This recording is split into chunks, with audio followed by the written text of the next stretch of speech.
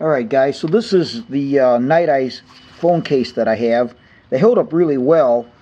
This is several years old and I use this all the time. And it's got a little bit worn, but it's still very serviceable.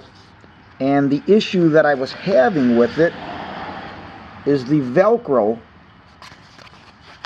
that holds the flap down when after you put your phone in there. And it doesn't matter who makes the product. Velcro just doesn't hold up forever. And so I wanted a way to repair this case and still be able to use it, but I didn't want to replace the Velcro. And so I found this product at Lowe's, and it's by Scotch. And I just bought these because I thought it would work out nice. They came in 4 1-inch wide by 3-inch long pieces, and I can't think of the name of them. It's a different product. It's like a Velcro, but it's actually got like a plastic type construction. And so here's a close-up of a piece that I cut off when I did this. And it's got little nubs on there. And when you put the two together,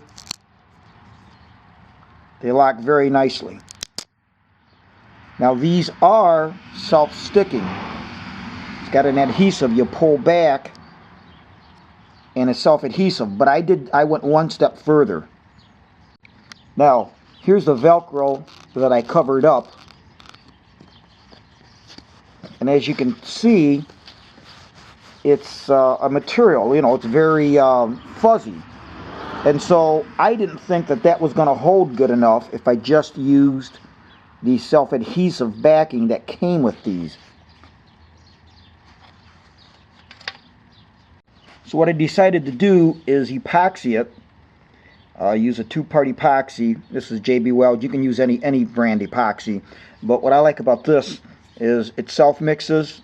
You get just enough. As you push the plunger down, you get the same quantity of each the hardener and the glue, and then you just mix it up. And I used to get this in quantities of DevCon, but if you don't use enough of this, it goes to heck and it just dries up and you can't use it. Even this, if you don't use it enough. That's why I don't mind buying these small quantities, because if you don't go through it enough, and you're not wasting that much money. And when you use this, you want to make sure that both products, when they come out, they're runny. They're not thick. If they're thick, by that I mean, you'll know what I'm talking about. Once you've used this product brand new, if it gets to the point where it just is almost hardened, you throw it out. Buy a new one. You don't want to waste your time and having a bad job when you try to glue it if the epoxy doesn't mix well.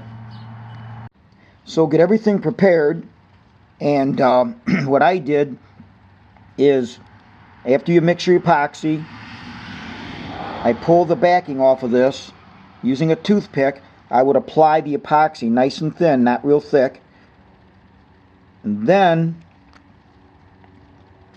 place it where you needed it, either on this part or on the flap.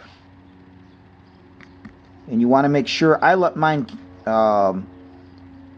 overnight. I let it set overnight to make sure it was fully cured and hardened so you could actually use the product.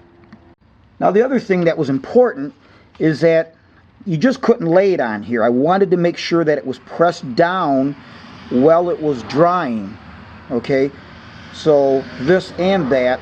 And so what I did is, you can use anything. I didn't want to use a spring clamps because I didn't want to damage this by putting a clamp on it, or even a spring clamps that are pretty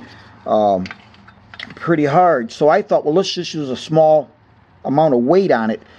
So what I used are these 1, 2, 3 blocks, and as the name implies, they're 1 inch by 2 inch by 3 inch, used in machining for multiple purposes. But I just have a few of these down at my drill press when I'm doing things. But in any event, so what I did very simply is once you applied the epoxy, make sure it's not real thick. You want it nice and thin. You don't want it to ooze out too much.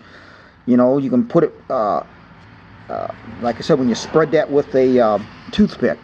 Then I pushed it on there, held it for a little bit, and then just put the 1, 2, 3 block on top of it. Also, I put a piece of wax paper on top of it, so in case something oozed out, it wouldn't get on the 1, 2, 3 block or whatever you're using. Then simply place that on it, let just the weight of that take care of until I was ready to use it. And then I did the same thing with this. Just placed it on there like that, just to ensure that it was being, that you were getting full contact. Because what I noticed was, especially up here where the furry stuff is that it would kind of want to rise up. It wouldn't, you know, you needed it to have full contact down on here. So by doing that, and then also like that, it maintained that it would stay in place until fully cured. So very simple.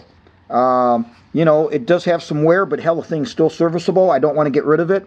And I think what I'm going to do when I do buy a new one is just do it right from the get-go. Because Velcro, when you're using it day in and day out, it just doesn't hold up. I probably should have done this a couple years ago. It actually got to the point here for quite a while where you'd push it down, it wouldn't even stay. So I said, well, we can't have that. So I wanted to use this as a test to see if I do get a new one, will it work? And it works great.